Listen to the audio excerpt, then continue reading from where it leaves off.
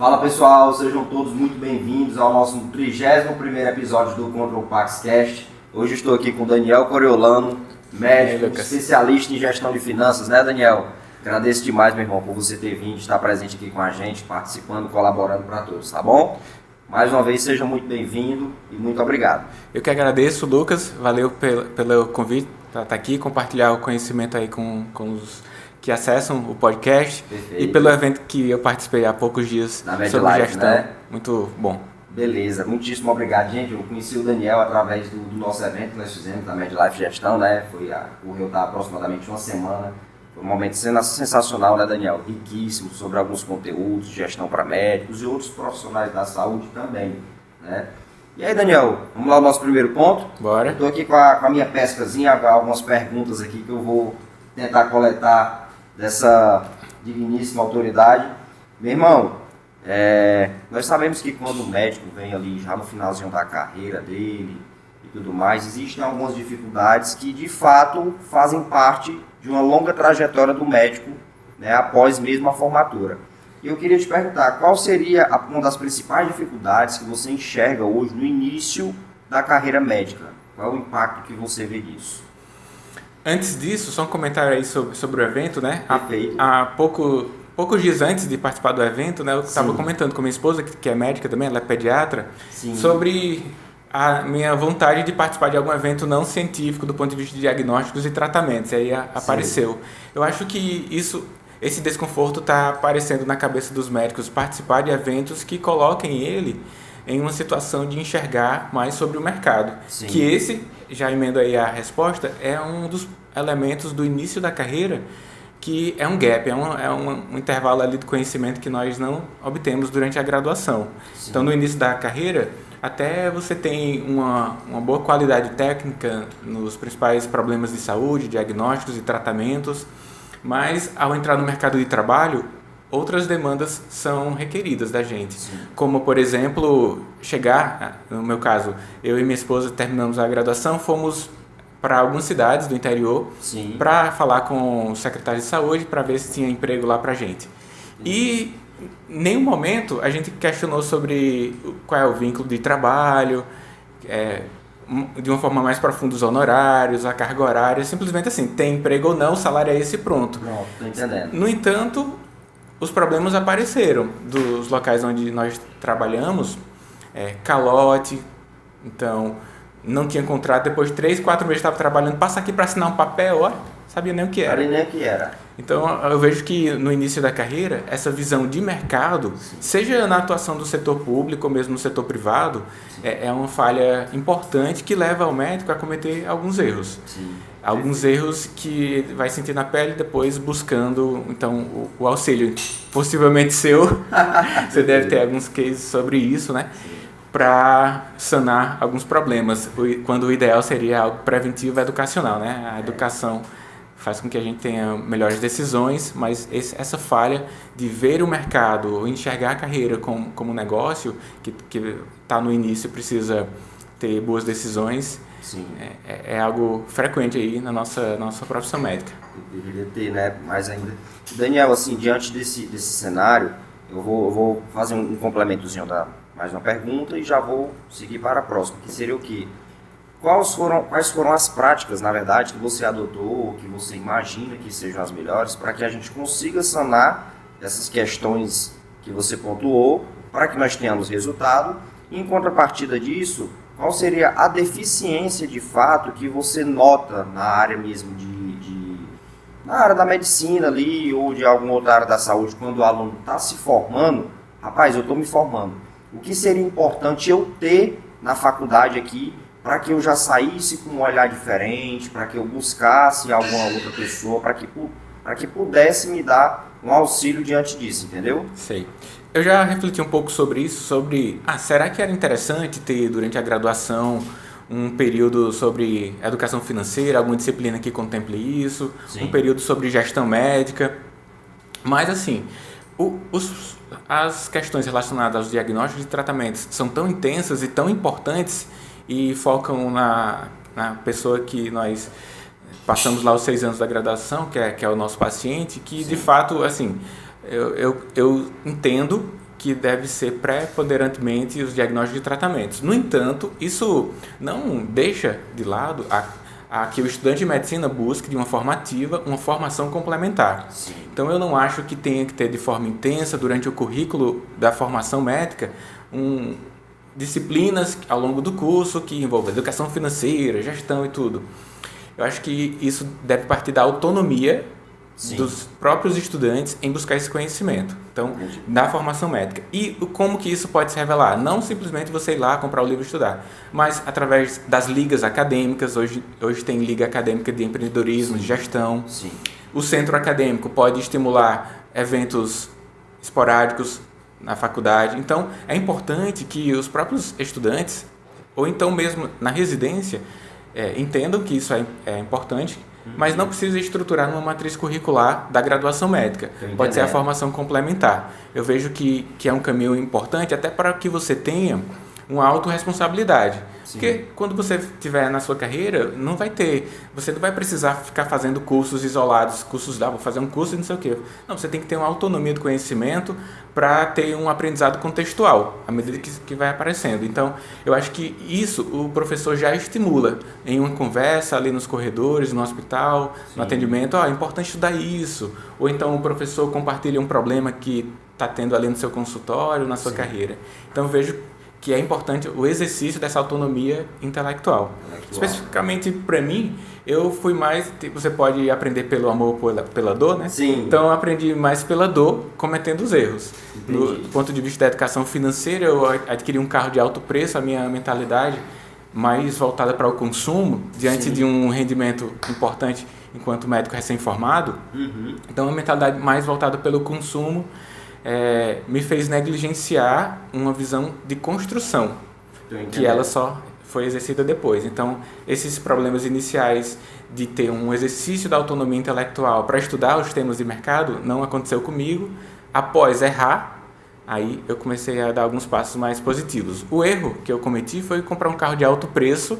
Sim. E aí comprometi praticamente o primeiro ano de recém-egresso, recém-formado, Sim. pagando mais juros do que necessariamente formando uma construção para médio e longo prazo, para entrar na residência depois, Sim. já que na residência a gente vai ter o nosso tempo bem reduzido para outros exercícios de trabalho e renda, né? E renda. Mas aí essa visão de autonomia pode ser exercida também mesmo depois de formado, com grupos. Às vezes, por exemplo, eu trabalhei no interior Sim. da Bahia, no interior aqui mesmo do Ceará, e sempre tinha colegas médicos que nós nos reuníamos à noite, íamos jantar, né, todo mundo de fora, e nessas conversas informais também podem ser motivos para o desenvolvimento, né?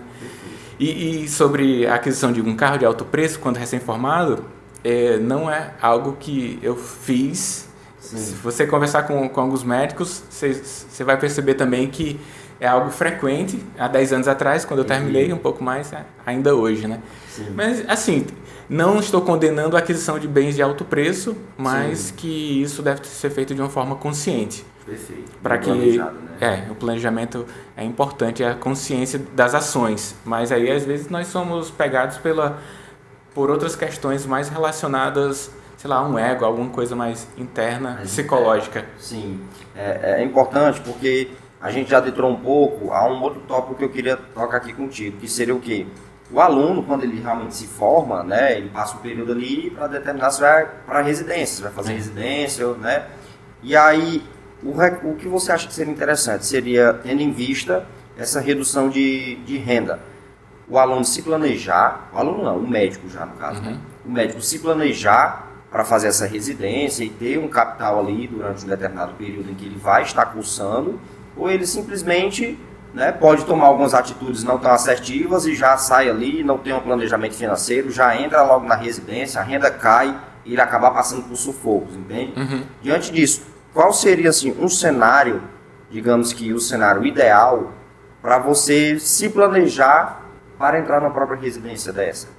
Pronto, eu acho que também é muito contextual. Sim. Às vezes o indivíduo sai de uma família que tem um bom background financeiro, você realiza a sua residência médica na cidade em que os seus pais moram e, portanto, a necessidade de sustentar uma família ou então uma casa, né, do ponto de vista financeiro, é bem menor do que o indivíduo que está bem distante da sua família, que tem os recursos para manter a sua casa, seu apartamento ali. Então, eu acho isso como muito contextual. Algo similar acontece quando assim, qual o melhor investimento, né? Sim, isso é muito contextual, porque para que você quer investir? Então, o planejamento vai servir para todos.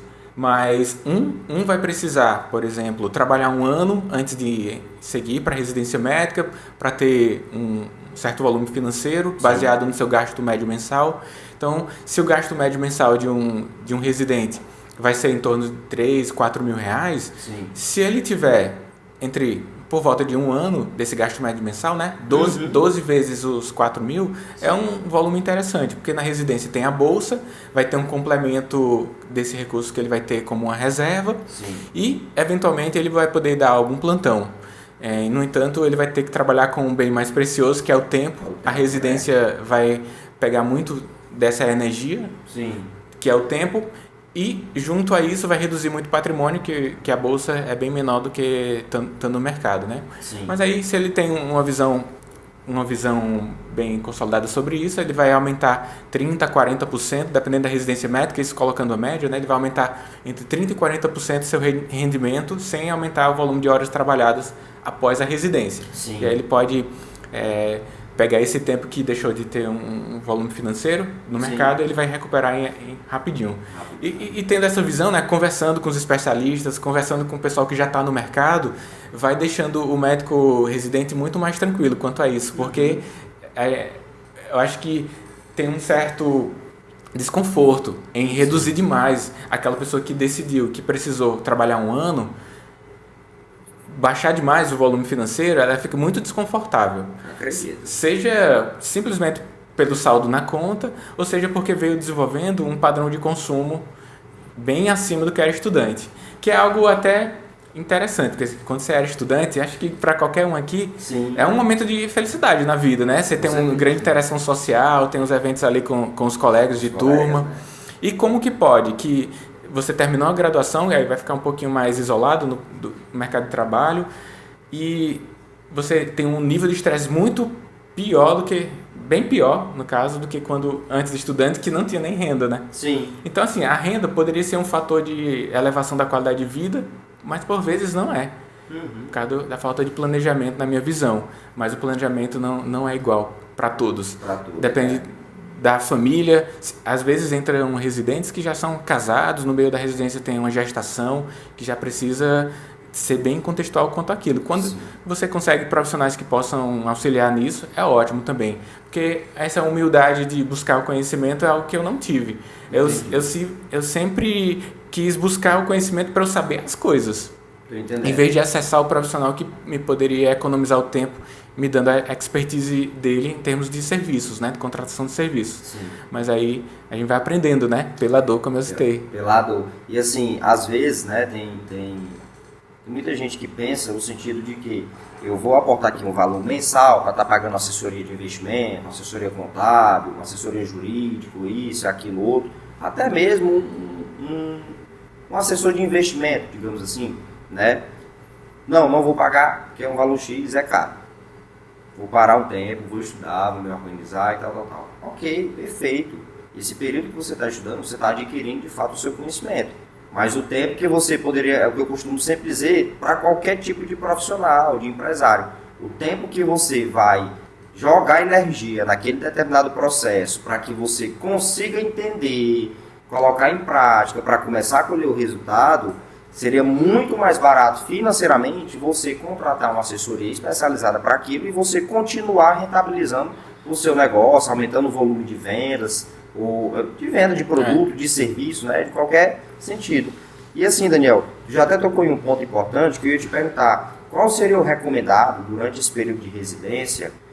Vamos imaginar um cenário de aluno, recém-formado, solteiro, com uma qualidade, um padrão de vida ali, ok, mas que ele já venha se mantendo através do próprio trabalho, através já da medicina.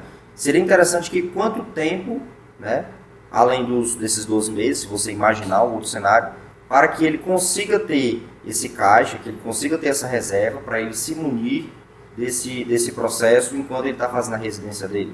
Pronto, mas antes, ainda sobre o ponto anterior, quando eu falo sobre buscar educação empresarial, educação financeira, é do ponto de vista de poder dialogar com os entes, os experts do mercado, para tomar as melhores decisões, porque é só você que vai poder tomar as melhores decisões. Mas as possibilidades serem apresentadas, você só terá essa possibilidade também se contar com os experts, né, no assunto. Então, o estudar não é para que você seja autônomo, é para que você possa debater e ir com nível de assertividade nas decisões. E não para que você tome e faça tudo sozinho. Para calcular isso, calcula seu tempo, seu custo de oportunidade, né? O que você poderia estar fazendo naquele momento, né? Então é isso. Sobre o volume, vai ser bem contextual também, porque o tempo de residência em que o indivíduo vai ficar com a baixa do volume financeiro é variável. Então a gente tem residências que são 2 anos da vida, tem residências que são 5 anos. Entendi. E aí tem residências sequenciais. Às vezes o indivíduo faz, por exemplo, clínica médica entre 2 ou 3 anos, se ele quiser fazer um R3, mas vai fazer cardio, aí adiciona 2 anos. Entendi. Ou então quer fazer uma subespecialização, como ecocardiografia. Então faz os 2 de clínica médica, depois faz a cardio, mais 1 ano. Só que, à medida que o tempo passa, o residente ele vai tendo oportunidades dentro do ambiente onde já faz residência para rentabilizar lá também. Então, o preceptor, diante da competência dele, diz para ele dar um plantão, ou então consegue com o network que ele faz durante a residência. Então, acho que o período crítico mesmo de ter uma reserva são os 2 primeiros anos. Se sua residência for apenas 2 anos, então eu vejo que esses 12 vezes o seu gasto médio mensal é um número que dá para trabalhar tranquilamente. Porque aí, no R2, né, no segundo ano, no meio do R2, ele já vai conseguir trabalhar também, e aí junto à bolsa da residência vai estar com tranquilidade. Desde que tenha um cuidado no seu volume de consumo, né? Aí você vai ter que ter uma atitude mais comedida com a mentalidade de consumo do estudante ainda. Que aí é uma máxima que se tem, né, na educação financeira. Sempre tem um consumo no seu nível anterior, porque aí você consegue ir para os próximos passos. Se você tiver um consumo com o seu nível atual de rendimento, os próximos passos de construção de médio e longo prazo, eles serão mais difíceis. A não ser que você tenha, porque assim, em termos de evolução financeira, você pode ir pelo mercado financeiro tendo uma rentabilidade, sei lá, de 1% ao mês, que vai ter um tempo, mas você pode dedicar esforço para uma renda ativa através de um negócio, sendo sócio, né? Aí vai demandar mais tempo seu, que aí normalmente o negócio próprio vai te dar um volume maior financeiro. Mas, pensando naquele custo de oportunidade, ele vai investir no mercado financeiro e vai continuar atuando nos diagnósticos de tratamento quanto médico. Então, aquele patrimônio vai crescer de uma forma mais lenta. Acho que para o contexto de residência, acho que os 12 vezes gasto médio mensal dá para trabalhar. Dá para trabalhar bem, né? Bem. Perfeito. Se tiver o cuidado do consumo, né? É isso. Não pode comprar um carro, não. Assim, um carro de alto preço né? Fica puxado. Pagando juros. Absurdos, às vezes você paga até quase 2 carros, né? Eu fiz esses cálculos aí, viu? Acontecia quando eu descobri, era um tipo de financiamento, quando você pagava o último, tinha um desconto, né? Porque já que eu não ia pagar, acho que era CDB, se não me engano. Não, CDC. Não, CDC, né? Você antecipa. Isso. Você antecipa a parcela e reduz o juro da última parcela. Exatamente. Aí, quando eu percebi isso, eu pagava a do mês, aí pagava 1 ou 2 lá do final. Aí foi encurtando, né? Eu lembro que foram 24 parcelas, eu paguei no primeiro ano, porque é um passo inicial para que você comece, por exemplo, no mercado financeiro, sanar suas dívidas. Nenhum juros é menor do que uma rentabilidade. Normalmente, quando você vai lá para o mercado financeiro, você vai ter os 1% ao mês como média, a não ser que você tenha uma assertividade muito alta na renda variável, mas eu vou colocar aqui 1% ao mês, enquanto no financiamento de um veículo vai lá pelo 1,75%, 2% ao mês. Se você não souber desses números, você pega um 3%, porque ninguém presta atenção nisso. Às vezes o brasileiro, público médico também, ele vê se eu posso pagar, né? Eu vejo a parcela, o valor da parcela, né? Não vê assim o quanto que isso, como você citou, que se vai repercutir como se fosse 2 carros lá no final do período, né? Exato. E às vezes, em grande maioria dos casos, Daniel, o pessoal também não tem essa visão de entender que mesmo contratando ali um crédito caro, digamos assim, né, para um financiamento de um imóvel, de até um próprio carro, algo do tipo, ele pode estar antecipando essa parcela. Porque, como você mencionou, tem casos em que você contrata uma parcela X e quando você antecipa essa última parcela, na grande maioria dos casos, você paga ali 70%, 60% a menos do valor da parcela atual. Então, assim, gente, é muito dinheiro. Era coisa como assim, acho que a parcela era uns 500 e a última era 200. Olha aí para você ver. Então, aí assim, dava para pagar. Você já vai antecipando ali e consegue liquidar, né? E aí o outro ponto seria o quê? Esse cara que está na residência, você daria a recomendação de ele se planejar antes, né? Como a gente já mencionou aqui nesses pontos, ou ele estando já na residência sem ter tido um planejamento prévio, ele consegue se organizar? Sim. Mas todo o contexto consegue. Sim. Você, quando vai fazer uma organização financeira de uma empresa, você deve se guiar por isso, né?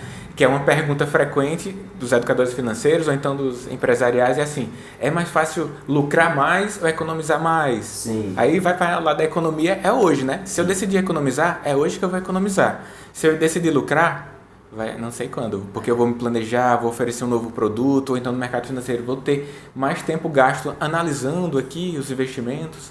Então, o indivíduo que entrou na residência, que não teve o planejamento, ele vai ter que ir pela essa tipo 1, que é economizar. Aí ele vai rever todos os seus gastos mensais, o que ele está utilizando, e vai ter que fazer as concessões. Sim. E ao tempo que verifica as possibilidades de rentabilização. Mas entrou na residência sem os 12 vezes gasto médio mensal, acho que o ponto da economia é algo importante. Vários colegas da minha turma, eles dividiam um apartamento, faziam residência fora, uma via, a ida para a residência, ou então o aluguel de um imóvel próximo à residência para não gastar com veículo, é outra alternativa. Né? Uma intenção de fazer uma boa residência, de criar uma boa rede de contatos, para aproveitar oportunidades junto aos preceptores. Por exemplo, na residência de cirurgia, é frequente que o seu professor, seu preceptor, ao visualizar sua competência, convide você para uma cirurgia no final de semana para que você seja o médico auxiliar, que é possível isso acontecer. E aí você já está ali com alguma possibilidade de renda dentro do seu ambiente universitário. Então, economizar, rever o padrão de consumo e fortalecer a rede de contatos é uma via de entrada que demora um tempinho, mas o economizar é o mais fácil. É mais fácil. E Daniel... Senão vai ter que ficar pedindo, voltar para os pais, viu? Que acontece bastante. Os pais continuam tendo que oferecer algum suporte financeiro a médicos residentes. Frequente, demais. Que aí até dá vergonha. É porque você tem uma percepção de incompetência, né? Já tive a oportunidade em cursos e mentorias conversar sobre esse aspecto, aquele aspecto de voltar para casa, mas não voltou porque separei da minha esposa, morava não sei aonde, voltei para casa. Não, é por conta de questões financeiras. Quando o normal seria, então, esperado é que você pudesse atribuir algo aos seus pais, né? Não, ele suportou ali durante a graduação e na residência acaba tendo que suportar também por conta de algum erro que você cometeu. Gestão, de algo de organizacional, né? É interessante esse ponto. E Daniel, quando o Daniel começou na medicina, na carreira e tudo, preferiu começar como PF, como PJ, ou também não foi afim nesse tema e passou por algumas dificuldades também nesse processo? Quando eu fui trabalhar no setor público, no momento em que eu entrei no mercado, era pessoa física mesmo. Não se conversava tanto quanto hoje sobre do ponto de vista da organização contratante, que é legal, e do contratado da melhor performance de pagamento de impostos. Então era pessoa física mesmo, sem refletir muito sobre o que isso poderia ser benéfico ou não. Até porque não havia outra possibilidade dos contratantes, da pessoa do setor público, né? Mas eu lembro o quanto isso não foi bom, no sentido de que dá muitos plantões e depois ter que pagar impostos que em determinado momento o plantão seria desnecessário porque ele me jogou em outro patamar de pagamento de impostos. Então, já quando Alguém me falou assim por cima, ó, tem quantidade de plantão que você tem que dar para ir organizando quanto você vai pagar de impostos, porque não retém. Mas só que eu só vi isso mesmo na hora de pagar o imposto no final do ano. E também outra coisa... É doloroso, né? E também outra coisa é uma duplicidade de pagamento de impostos. Sim. Trabalhava em 2 ou 3 hospitais, sim. Havia um recolhimento do INSS. Sim. Né? E todas as corporações que vocês têm. Aí pagava lá o teto, passava do teto, não tem isso, né? Sim. E aí também acho que foi outro dano contábil, também a visão não... Naquele momento de recém-egresso não tinha. Mas aí depois eu fiquei sabendo, né? Aí até a contabilidade conseguiu restituir os impostos duplicados nos últimos 5 anos. Algum imposto conseguiu restituir, da minha esposa também. Mas acho que até os últimos 5 anos, né? Que diante desse quadro aí... Conseguiu recuperar. Foi. Ainda bem. Mas assim... Chegou a perder ainda? Não sei exatamente, eu sei que assim, consegui recuperar isso, aí tá bom. Tá bom. Beleza. Mas eu sei que teve, porque eu trabalhava em pelo menos 3 locais diferentes. Sim. Então, depois de um tempo, depois que eu soube isso, aí que eu pegava a declaração de um local, que eu já recolhia lá e levava para o outro. A cada 3 meses eu lembro que eu tinha que levar esse papel dizendo que havia esse recolhimento. Já estava tendo recolhimento.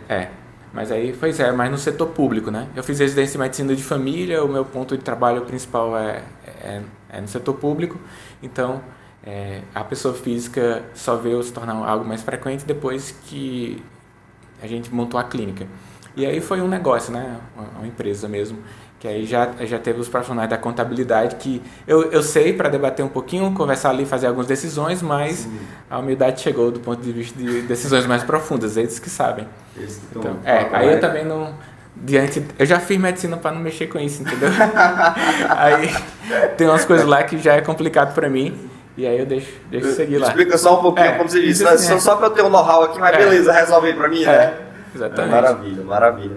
E Daniel, meu irmão, teria mais algum ponto que você queria mencionar, tanto educacional para a gente, quanto para a galera que está nos acompanhando?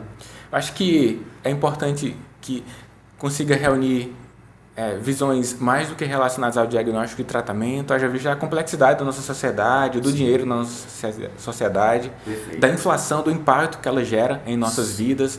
Quando eu terminei a faculdade de medicina, até conversando com minha esposa hoje, né, era R$50 o corte de cabelo ali, e agora é R$100, né? Então olha só quanto elevou, mas o salário médico não aumentou não. Quem trabalha em serviços de provimento de médicos, por volta ali na estratégia de saúde da família, ainda por volta entre R$10.000. Uhum. E hoje ainda é isso. Na minha época e hoje, é a mesma coisa. Não teve então, né? Eu não vi uma grande evolução. Como que o médico evoluiu desse tempo, assim, meus colegas e eu mesmo, foi melhorando a performance da entrega de resultados, melhorando a capacidade técnica, agindo em questões educacionais, como escrever o livro, e aí vai tendo fonte de rendas. Mas não necessariamente a hora de trabalho se elevou. Então, acho que desenvolver essa visão de mercado é importante para combater a inflação, manter um estilo de vida, uma rentabilidade importante ao longo do tempo e fazer com que o seu dinheiro trabalhe por você através dos investimentos no mercado que não demandam tanto tempo. Depois que você pega o básico ali, você faz decisões uma vez por mês, o dinheiro entrou na conta, você faz suas decisões, coloca ali, só que no longo prazo já se observa grandes resultados. Do recurso que eu coloquei, por exemplo, num Tesouro Direto, lá quando eu terminei a faculdade, o ano passado chegou o vencimento e foi 100% rentabilidade, assim, por volta de 5 anos. Sim. Foi interessante, né? Então, me protegeu da inflação durante o período. Imagina isso em um período maior e sempre quando eu estimulo aqui as pessoas estudem sobre finanças pessoais, educação financeira, e elas se debruçam sobre aquilo, há um sentimento de devia ter estudado isso antes, deveria ter estudado isso antes. Mas não importa, se eu ensino isso para o estudante de medicina ou ao médico sênior, todo mundo pensa isso. Mas então o momento é agora, né? O momento que você descobriu o conhecimento, o quanto ele é importante, é nesse momento, então, sem uma visão mais negativa, estuda e dá certo ainda você obter benefícios quanto isso. Então, estude educação financeira e, sobretudo, aplique, né? Aplique, é o principal, né? Você estudar sem a prática para poder coletar os resultados, né gente? Realmente é uma perda de tempo. Exatamente. Tem que praticar.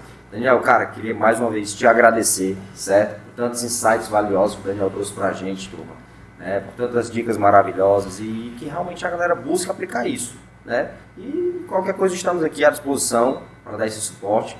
Queria agradecer também aqui aos nossos patrocinadores, que é a LogCert Digital, nossa certificadora digital, a A2P Partners, que é a empresa de análise e recuperação de crédito tributária, tem a Extec, que é a empresa de relógio, controle de contas eletrônicos para colaboradores, e temos a Wise Cowork, que é a empresa de endereço fiscal, tá certo? Que fazem parte do nosso grupo econômico. Um forte abraço, pessoal. Daniel, muitíssimo obrigado mais uma vez, que Deus abençoe, uma ótima semana. Amém. Valeu, turma.